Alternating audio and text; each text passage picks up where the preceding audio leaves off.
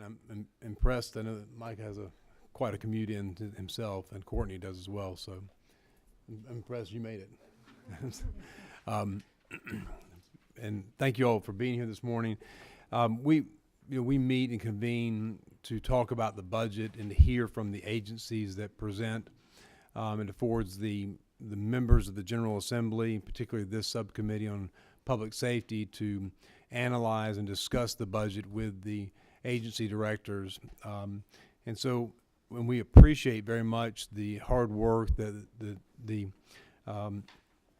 DOC does, the correction officers, all the way up to administrative staff. We appreciate all the work that you all do to keep those that need to be incarcerated, and those that and provide them with the necessary facilities, health care, and provisions that the law requires. We also are grateful to our Department of Defense, our Adjutant General. See him here this morning yet. But we appreciate the men and women that serve in our military, in the National Guard, and who are training and preparing for the defense of the country and the state. We also will hear from the Governor's Office of Highway Safety. As you know, there's a little thing called distracted driving. It's been an issue in the state, been an issue across the United States. And so with that, we're going to hear from that office just to hear some more information on that issue. So this morning we'll start off with the Department of Correction. Commissioner Greg Dozier is here this morning to present, and we welcome you, Commissioner.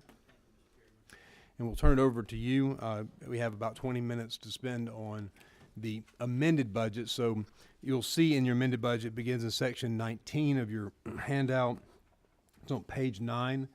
There are really no request here other than the statewide request, but I think it's important that we follow up on issues that we've had before with corrections in terms of some of the programming that they've instituted and see how that is going. Commissioner, thank you.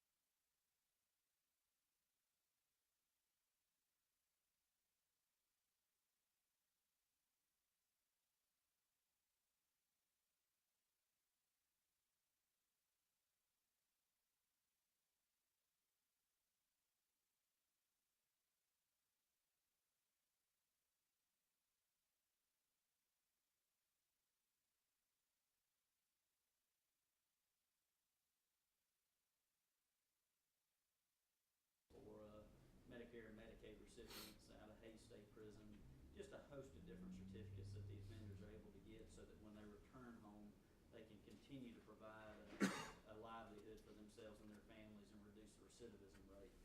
One thing that you haven't asked... Mr. Commissioner, let me ask a question about that.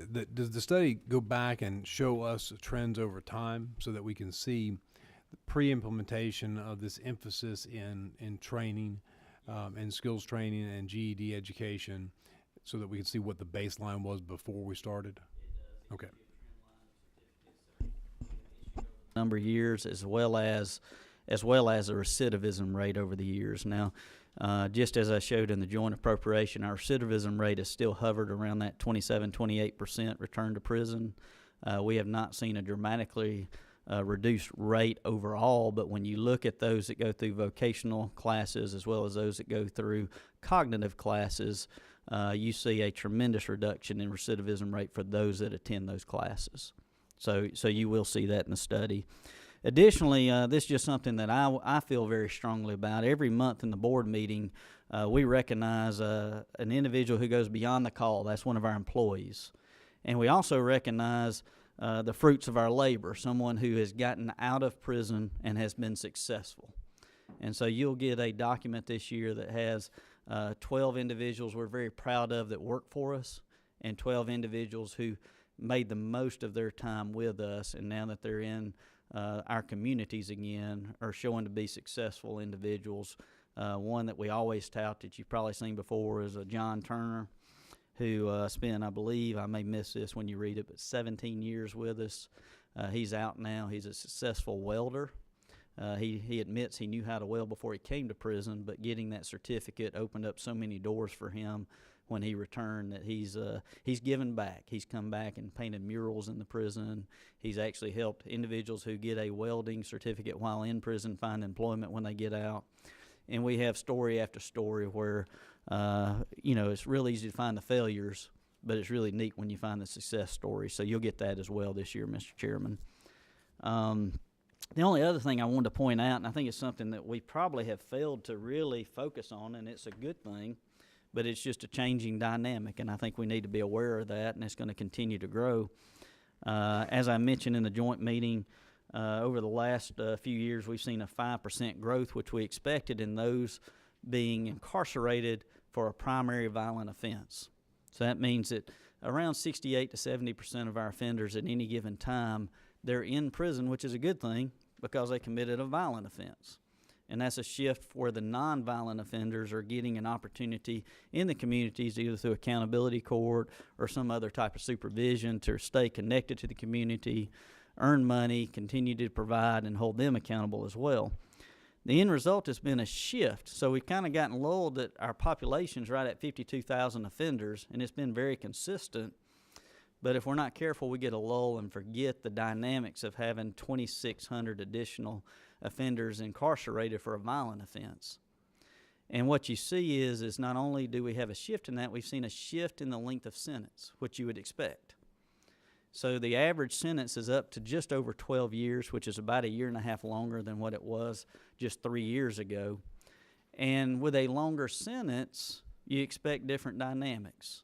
So when you look at the prison population of 52,000, about 9,000 are in there for a life sentence, most of those with parole.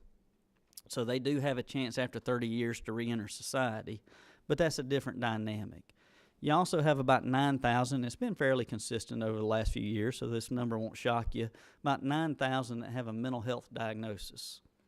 The one thing we really hadn't talked about is chronic illness. Those were hypertension, those with diabetes, those with different medical needs that require daily activity.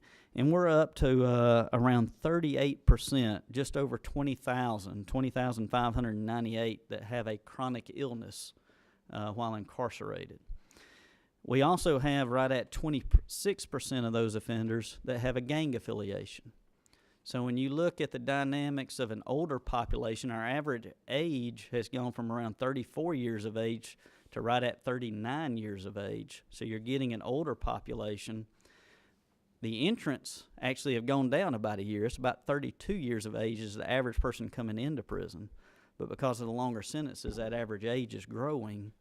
The chronic illness is growing, the mental health is growing, and the violence is growing when you look at gang activity and primary offense coming in. So when we look at the dynamics in the prison, you started with really recognizing our officers. I couldn't say more about what they're doing on a daily basis to really manage this population. Very proud of them. Mr. Chairman, I can go through the statewide changes, but that's all that's in the budget on page 9 and 10 of your documents. But other than that, I'll stop and just field any questions you guys may have. Thank you, Mr. Commissioner. Tell us a little bit about how your retention has been going, training, retention, and what do you think has been the impacts, pro or negative, on that? Right. We still have a ways to go. You guys were very gracious to us a couple of years ago and raised the starting pay for our officers from 24,000 for those minimum and medium security facilities to 27,000, and those close security facilities was increased from 27,000 to 30,000 as a starting pay. We still are having a hard time with retention. We're right at 29% turnover, and we've hovered around that during this entire time. We have made some changes on how we're hiring, though, and I believe that retention will start showing some benefits. What I mean by that is we've taken a two-prong approach. The first may not be the right approach, but it's a needed approach, and that is, can we out-hire our issue? We hire 2,000 officers, we lose 2,000 is what we've typically said over the years. Last year was the first time in a long time where we hired over 2,000 officers and only lost 1,700 officers. So we had a net gain. Just as I presented in the joint meeting, we can still hire 500 officers at any given time. So we still have a need of additional staff. We've implemented a very robust this year FTO program, Field Training Officer Program. I believe that's going to help with retention. So now instead of hiring someone, throwing them in the basic academy, they jump out and go right to a post. They come in for a week before they go to the basic academy, and they have set things that they're being taught before they go to the academy. When they come back from the academy, they then are assigned to the FTO again, and they're trained through the program a little more than we did in the past. We believe that's going to help with retention. We believe as we continue to focus on what is the opportunities inside prison. I don't think we've done a very good job of showing the promotional opportunities. We know you go from a CO1 to CO2 with a very minor pay raise, but we really don't talk about the opportunities of being a transfer officer, and that comes with a raise. We've instituted the FTO position that comes with a small supplement. So we try to add some additional promotional opportunities between that CO2 and sergeant, because the CO2 to sergeant was a lot of folks were spending their whole career as a CO2 and not having any future opportunities. The other thing that we've done is we've partnered with UGA, and we've started assessment centers. So one of the things, that everybody wants to know is they have that opportunity for promotion. In the past, when we had a sergeant's opening, you applied and you interviewed and you got it or you didn't. Now, just like many of our law enforcement partners, in order to go to a sergeant, I'm going to go through an assessment process where I do a test, I go through an interview process, and I know I'm eligible or not eligible. And I know what I need to do to perfect my skill to become eligible. And that's going to go all the way up to the wardens. So when a warden is hired in the future, they will have gone through the same type of assessment profile and been looked at by their peers across both law enforcement entities, and we're reaching out to other states to see if some of the wardens from other states will participate in that assessment process. So we're just kicking that off, and we're starting with some of our higher level investigators to perfect it before we bring it into the system, but we're very close to implementing that. That's probably a lot of words. Going back to your initial question is, have we seen a big difference? We haven't yet in the retention. We have in the hiring side, and I believe we'll see some retention efforts from these efforts I just mentioned. Thank you, Commissioner. Chairman Powell. Thank you, Mr. Chairman. Thank you, Greg. Yes, sir. And I'll just preface a couple of comments. Y'all have done such a great job. Things have turned around so much over at Corrections in the last 3 or 4 years, whatever it's taken. Just not enough good words I could say about the change in the mental attitude over at Corrections now. Let me ask you a couple of questions about, a couple of different subjects, but let me start with one about health care. Yes, sir. A lot of us that's been on this committee for several years, we've had some concerns about that relationship with Augusta Medical College. Do y'all have any plans, or y'all doing any evaluations about rebidding the medical care system or the medical care delivery system and mental health? Yes. Two sides of the house there. As you're aware, the physical health care side is provided by GCHC, which is a subdivision of Augusta University, as you just mentioned. We do not at this time have a plan to actually bid that or look at other providers. That has been a discussion point for the last couple of years, as you're aware, and we continue to discuss that. The mental health side of our population, we actually have an ongoing bid right now. We released the mental health side of it, right at the end of December. So we're in the open RFP process right now. Just like the physical health side, the mental health side has been with a private contractor, MHM, and had been with that for a number of years. I'm going to miss this number, but 16, 17 years. And as we've discussed, it's just time to see what else is out there. MHM may be the best provider. I'm not saying that. They've been a great partner. But in any state procurement process, we need to have a more reoccurring open bid process in that area. So we are facing the mental health one right now, and it's active. Physical health care, we're just in discussions. In discussions? Yes, sir. Very good. Second question. Tell me about your work programs. Last few years we're getting a little bit more into transitioning and all of that. Is there anything that can be done legislatively or something that would give y'all the tools that y'all need in the transition phase to get these young men and women back retrained? Right. Now, I know what the governor's program, I know what y'all are doing with all of this, but is there anything else that can be done to help jumpstart or to further this, whether it be the transition centers or work programs or any and all things that would, try to get these folks more productive, getting ready to come out? Yes, sir.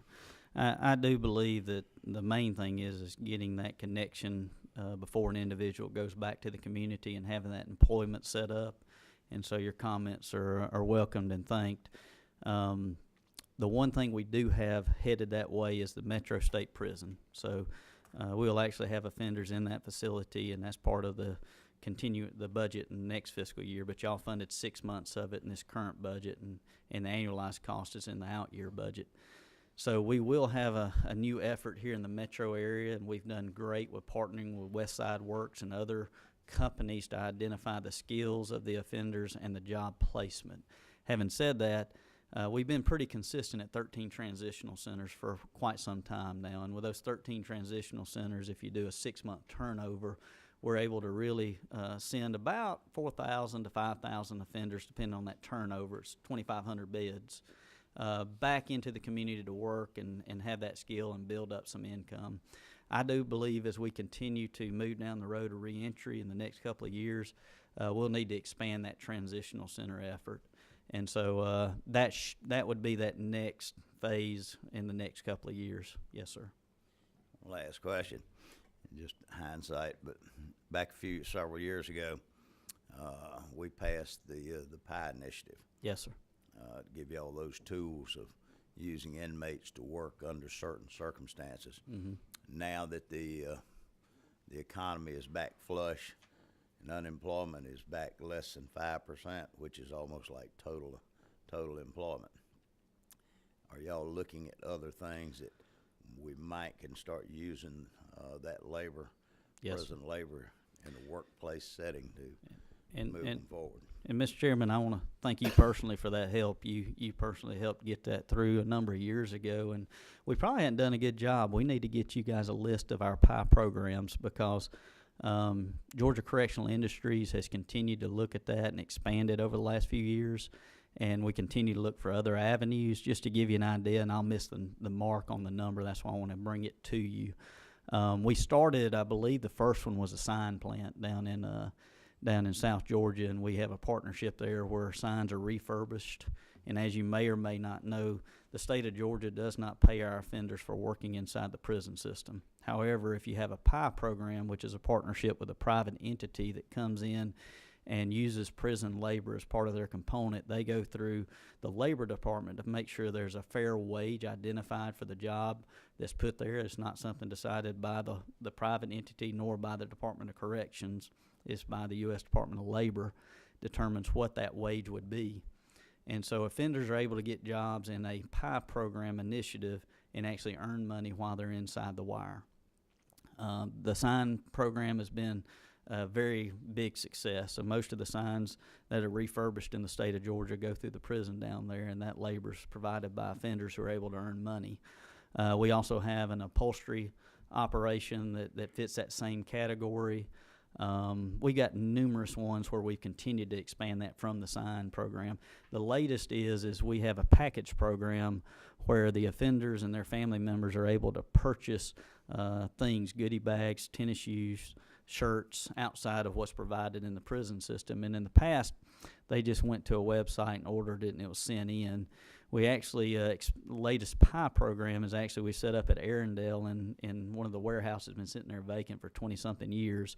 And that private entity came in, and they've employed inmates who actually pull those things blindly and package those for offenders and are able to earn money as well. And that's been a huge success up there, saving the state money as well as providing a way for offenders to earn money while they're in, so when they go back to society, they're able to fulfill those needs as far as child support, restitution, and also just find employment and somewhere to live. So we continue to expand that and continue to look for opportunities, and we owe you guys kind of a list of what all's in there. But yes, sir, absolutely. Last question. Who's replaced Bonnie? You know, that I called Vonnie yesterday, and she wouldn't take my call, Mr. Chairman. You need to make sure you reprimand her for that. For those of you that don't know it, Vonnie was my admin assistant, and Buster Evans, who used to work for the Department of Corrections, many of y'all know Buster, and he went over to the teachers' retirement system, and he stole my admin. I mean, that's just hurtful. But Gwen Hogan just took Miss Vonnie's place, so we need to get Miss Gwen up here and meet you guys and make sure you know who you're speaking to. But I'm excited about Gwen. She comes, she's for the UGA graduates. She's a UGA graduate. She was working in our public information office for the last, John, about 6 years. And she's coming in to be my admin assistant. It's going to help with a little strategic planning and do a host of things for me. So I'm excited. She's in her first week. She just started. Anyway, we can get Vonnie to come down and just give her a little bit of her light training of. Yes, sir. Absolutely. Absolutely. But Vonnie's doing good. She did call me back last night, so we had a good talk. Thank you, Mr. Chairman. Commissioner, we just certainly are appreciative of what y'all are doing in the department, and I'm gonna lift up one of your members there, Tim Ward. Poor Tim.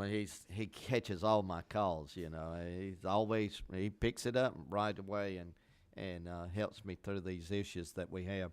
I too am concerned about the health conditions of at the prison there, and we were down visiting one, and we saw some medical needs down at Autry there that needed to be addressed, and we're going to be talking to you more about those issues there.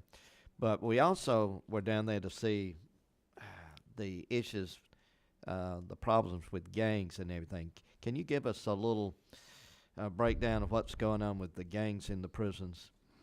Yes, sir. We've been looking at. No one has quite figured out how to have a good gang renunciation program across the nation. So when you look at it, the first thing is knowing what the gangs are in the prison and what drives it. In Georgia, we're a little bit different than what the West Coast or East Coast has seen. In Georgia, we've seen both inside the prison system as well as outside the prison system that as long as money is being made, the gangs work with each other. So giving you an idea, the two big ones, the Bloods, the Crips, that we hear about all over the nation, in Georgia, as long as they're able to actually have a monetary connection, they seem to do fine. And that's what's really driving a lot of what we talk about in this committee with the media, and that is the contraband flow. And so when you hear me talk about drones, you hear me talking about individuals using cell phones, and that's the biggest thing. Cell phones are really the killer right now, and I'll speak a little bit more about that toward the end of this. But as long as a person in my custody has a illegal cell phone and has connections to the outside world, whether it's gang or just criminal elements, they're going to try to move contraband and make money inside or outside the prison. The money is huge. If you can get a cell phone in prison, that individual is somewhere between $500 and $1,000 for a cell phone. So when you look at the incentive for someone to look the other way and allow things to happen, the monetary gain is high. we fight it every day. We've got 2 prisons with drone detection systems up now.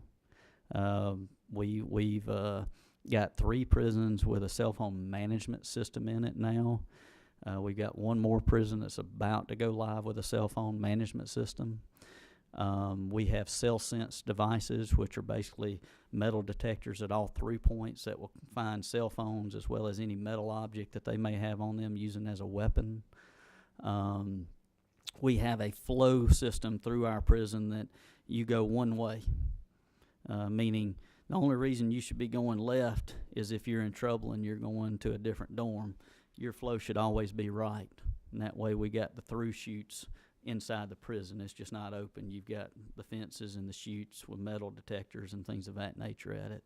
So we're combating that nonstop. And any time you have a point where someone is breaching, whether appropriately or inappropriately, a back gate, a front gate, or something of that nature, we have to look at it as though there's some type of contraband in it. The latest, if you track us on Facebook, has been the produce. We finally caught who was doing that, so hopefully we've stopped it. But as I mentioned in the joint appropriations, cabbage was the hottest thing. Yeah. Every box of cabbage that was coming in was being hauled out and filled worth of marijuana, tobacco, cell phones, things of that nature. We had a milk truck come through last week that had some cocaine found in it. So the folks are doing a great job because we're catching a lot of it. But we're also not catching a lot of it because every time we do a shakedown, we find a ton of cell phones. And so we're hitting facilities over and over again, going through and trying to find that contraband, and our facilities fill back up. We believe it's primarily right now through drones. We believe they're dropping the packages on top of our buildings, and somehow the offenders are breaching the top of the buildings to get those packages. That's where we found the last 2 substantial drops. Having said that, what else are we doing? I'm meeting with the FCC chairman in 2 weeks again to talk about cell phone management. We've spent a lot of money in this state, and so have other states, on putting in cell phone management systems. And what that is you basically create a small tower inside the prison, and you put antennas up so that when I turn on my cell phone, those antennas capture the signal before it gets outside to the main tower, redirects it to the small tower inside. That small tower then, by FCC regulations, has to vet whether it's a 911 call or not. If it's a 911 call, it has to be released back out to the full tower and be allowed to be placed. As in any system that's antenna driven, there's going to be this corner in this wall that if I call enough times, a call's going to get out. And so what we have is we still have folks now, not only are they leasing phones inside the prison, they're leasing space where they find that these phones will work. So you're combating that. There has to be a solution where our cell phone providers out there are part of the solution. And what I mean by that is right now we hire a company to create this small system. They build it to the specs of today's cell phone technology, whether it's LTG or some other type of CDMA or whatever it may be. And then as technology advances, and y'all know how quickly it advances, that system that we have in there has to advance with it. And there's not a good communication link between the providers, the cell phone providers, and the providers of these managed access systems. So you're doing a lot of catch-up. So the system worked real good today. Someone makes a technological change in their system, and all of a sudden, when you go shake down the prison, you'll find a certain provider's cell phone, and we usually figure out then, they've made some type of technological change. The provider then has to figure it out, adjust our system to then stop the phone calls again. So it's a perplexing, non-ending effort to try to suppress these phones from getting out. Mr. Commissioner, we're going to move on. We got one more question from Representative Gravely. This will be the last one. We need to move on to the adjutant general. A quick one, Mr. Chairman. Commissioner, thank you so much for being here for your presentation. Just a quick question. When you do a shakedown or you uncover contraband, what happens to the inmate that you found it on, or the cell block that you found it in? Obviously, there's disciplinary action taken. They get a disciplinary report depending on the type of contraband, as well as how many infractions that individual has. It goes through a disciplinary process. We do have something in the state of Georgia called a tier system. So depending on, it's not necessarily connected to contraband, but it's connected to the offender's total behavior. I can talk to you about it, but basically once you get in it, you have an administrative opportunity to defend yourself just like you do in the free world. If you're found guilty, then you go through a 3-phase progress to earn back your ability to be in general population. Thank you, Yes, sir. Commissioner. We appreciate you being here today. Thank you for the Thank you. presentation.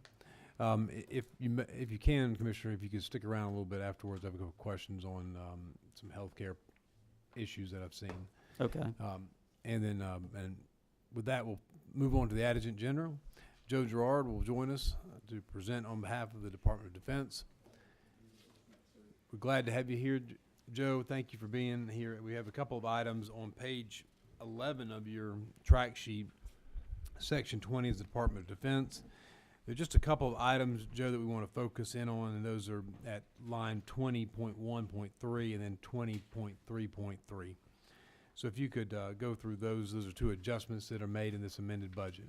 So I'll start with 20.1, and we're just asking to move some about 65,000 there. We have a longtime employee that is leaving, retired, and we just needed to. We didn't have enough money to cover his compensation for his package for him to retire, and so that's the only need to do that. In 20.3, the 250,000 there is just a function of our YCA academies. We had projected a certain amount of graduates at our new campus at Milledgeville. We have not reached that number of graduates yet, and the money that we get from on the federal side, we get it first and then ask for the state match. They did not give us as much money as we thought we would need because we haven't increased the number of graduates out of that program yet. And so it's just a function of doing a math formula that we did not need that 250,000, so we're actually here giving it back today. And so that's the correction there. Is there a need to discuss and what steps are needed to try to recruit more youth to come to the Challenge Academy? Or we're already doing a few things. For the first of all, there's always been, we started that campus and we didn't really do a good job of determining what time of year or when those classes should start. So we actually started it when there's a little bit of a lull in the number of graduate or number of students that are interested at that time of the year, which was the fall. The other piece was Fort Gordon campus started about 3 weeks prior to that class starting, and when they weren't full, we would pull from vetted students that were going to start in Milledgeville and pull them up 3 weeks and start them at Fort Gordon, and therefore diluting the number that we were going to have at Milledgeville as well. So we're adjusting the start time of that campus, and it's only had 2 classes that have graduated. So we think over time we'll be fine. It's one, making that adjustment to the start date, and then 2, continuing with our recruitment process. Well, Joe, we appreciate the men and women that are serving. I appreciate your service to the state and to the nation. Are there questions from members of the committee? All right, seeing none. Could I have a point? I would like to. A lot of people don't realize the impact of the government shutdown on your National Guard, and so I would like to address that for just a second. Sure, go ahead. Luckily, everybody's back at work today, but out of our 14,000 guardsmen, we have approximately 3,000 that are full-time employees. About half of those are active Guard and Reserve, and then the other half are federal technicians. So we've got about 1,500 plus technicians, and of those, 1,432 showed up at work yesterday morning, and we signed a piece of paper and they went home. Luckily, they all came back to work today, but that's about 1,400 individuals that were impacted by that and could be impacted again in 3 weeks if there's another government shutdown. In addition to that, the same thing with drill. We had about 4,000 individuals who were supposed to drill this weekend. And we've got a big mobilization coming up this year, so if you're on an order to mobilize later in the year, you could continue to drill. But about 1,000 of those soldiers were not are not planning to mobilize this year, and so they showed up Saturday morning, and we had to effect an orderly shutdown, which allowed them Saturday afternoon, they went home and they didn't come back to drill on Sunday. So their drill check this month is going to be half of what they thought it was going to be, which is impacting them. We had to order food for both days, and so for those 1,000, that food we throw away. And so those kind of things impact, that's what the government shutdown does to the Guard. And so not to mention the man hours that we spent end of September, in December, and again last week to have meetings to figure out, all right, what are the impacts going to be and what all do we have to do. And so we're, in my sense, wasting a lot of manpower every time we have to go through that drill. Mm-hmm. So anyway, I just wanted to share that with you this morning. So Thank you, Adjutant General. We appreciate it. And we're going to move on to Department of Highway Safety. But while you're there and on that point, you know, just so folks are clear back home, state government did not shut down. That's correct. We have a constitutional mandate to pass a budget, which is what this subcommittee works on. And the problem for Joe and your department is that a bulk of your funding is federal. yes. So while we continue to provide services, while we continue to do the work that we're constitutionally required to do, our colleagues in D.C. Don't have that same mandate. And so they seem to fail to do that since, I guess, 1996 or so. So we'll let them continue on with their continuing resolutions while we pass a budget for the state of Georgia. Thank you. Thank you. Harris, would you join us for Harris Blackwood is our director for the Governor's Office of Highway Safety, and he has launched I think what appears to be a fairly successful campaign. I hope the numbers are showing that. Yes, sir. On distracted driving. I've seen ads all over the state, and I appreciate seeing them. And I always think of you and think, well, hopefully this is having a positive impact. Well, the good news, there is some good news. There's a little light this time. As of this morning, and we are in a time of the year when we're doing some reconciliation of the fatalities and injury numbers. What happens sometimes, a local police agency might start a crash investigation, it becomes a fatality, and the state patrol might take over, and sometimes someone gets counted twice. Sometimes we found they haven't been counted at all. Also, we have a situation if someone was injured in the month of December and dies during the month of January, that counts in last year's number. That's the way the system works. But as of right now, we're at 1,533 fatalities compared to 1,561 in 2016. That's a decrease of 28. That's not anything to celebrate, but for the first time in 3 years, we are moving the needle in the right direction. We did see some decreases in some of the crashes involving roadway departures and lane departures, which are symptomatic of texting. The big problem we have with identifying texting as an exact cause, if someone is on drugs or if someone is on alcohol, we can administer a test either post-mortem and determine if they had alcohol or drugs in their system. We don't have that test for distraction. We can look at the type of crash and say, yes, this was symptomatic of texting. Which were those types of crashes? The lane departure, and what was the other one? And a roadway departure, yeah. Sometimes they cross over the center line, hit a car head on. Sometimes they leave the road and overcorrect, or leave the road and hit an object such as a bridge, a mailbox, any kind of fixed object. It seemed like the rear ending would also be... Absolutely. We're seeing a tremendous amount of that. We had a situation last year in one of our counties.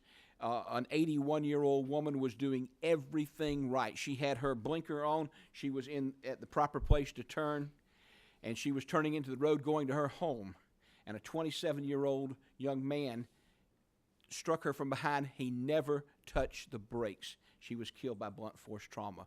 That happens too much, and we're just having a real problem with that. People are addicted to that chirp, beep, ding, whatever it is, to see what somebody's saying to them or about them. And we did, a couple places we did see increases last year. We saw an increase in the number of commercial motor vehicle crashes. And we are working with Colonel McDonough and the Motor Carrier Compliance Division. Our folks are helping them with alcohol checks and things like that, and also working at some of the rest areas, the waste stations, to make sure that these people are complying with both weight and time behind the wheel That's the two things we can do. So we're working with them, with our agencies that work with us around the state. We continue to have a problem with seatbelt use in crashes. We are one of the two highest seatbelt use states in the nation. We have 97% seatbelt usage in this state. However, of those 1,533 crashes, 660 of them involve people who were not wearing seatbelts. And you can't say with any great certainty that all of them would have survived, but I like the odds on that. Mm-hmm. But we are, we have been, and one of the places we're seeing a decline, and this is one of those things we scratch our heads, and it's all over the country. Young people who have been in a child passenger safety seat from the time they left a hospital. We have teenage drivers who are not wearing that seat belt, and we hear anecdotally that a lot of times that is because they're so engaged in texting when they get in the car, they crank up and drive off and don't think about it. Distracted seatbelt use. Director Blackwell, we really appreciate you being here. Are there any questions from the members of the committee? Let me share one thing with you. In this amended budget, there is an adjustment. We receive funds for driver's education, and there's a mid-year adjustment to make it accurate. Mm-hmm. We are scheduled to award 4,993 scholarships this year. This will add an additional 362 scholarships to that, and it may be actually more than that. We have an allotment because we have the maximum price we will pay for a 30 and 6 program. That's 30 hours in a classroom, 6 hours behind the wheel, is $500. Some places it's as low as $350. Other places it may be every $499. So we will have an adjustment on that as the money is used, and we may be able to increase that number some. But we're very pleased with that. We're working with our public and our private driving schools. We're seeing a great increase in the use of driver's education in the rural areas where the technical colleges are doing that. We can say with pretty good certainty at a given time during the year there is a driver's training program within 30 minutes of every Georgian, which we did not have a few years ago. Well, good. Very good, sir. Thank you very much for your time. Thank y'all very much. Thank you for that report. Any questions? I see none. It's a little bit after 9:40, so I'm going to adjourn this meeting. And if you will just pay attention to your agenda and keep in touch, we'll probably have some follow-up discussions later on. Thank you very much.